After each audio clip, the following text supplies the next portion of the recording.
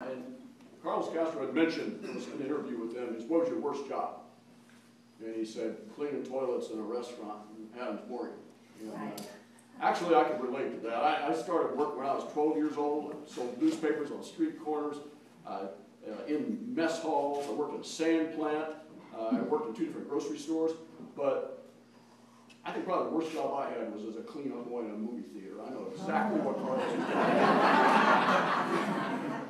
I'll say the best job I ever had was as an infantry officer in the United States Marine Corps. And I think from David's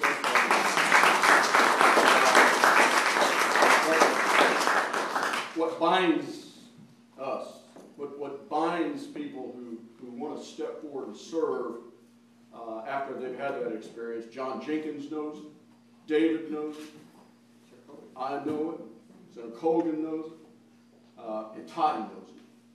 She knows it from a different perspective, but she knows it as well as anyone in this room. She grew up in the military.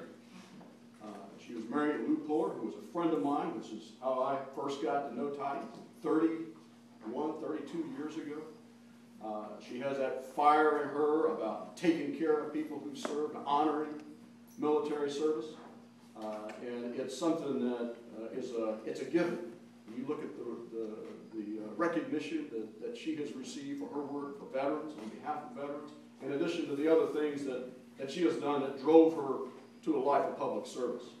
We want that. We want that repository of personal experiences down on the floor in Richmond when these issues are being discussed. And we all know what the implications are in this race for the Democratic control of the Virginia Senate. Dave Marsden made a comment, which I don't think I could do better on, to discuss the impact of what has happened with extremism in the American political system right now. We see this on the Senate floor. We saw this in the debate on the debt limit, where I made a comment on the Senate floor. I basically said, and actually this goes back to Vietnam. I said, there was a moment in the Vietnam War where a young Army officer said he had to destroy a village in order to save it. And we're looking right now at people who were willing to destroy the American economy, supposedly in order to save it, by taking these drastic measures. Dave Marsden mentioned issue after issue, which had come over from the House of Delegates that was stopped in the Virginia Senate. Stopped because we need to slow down, not because we're obstructionists.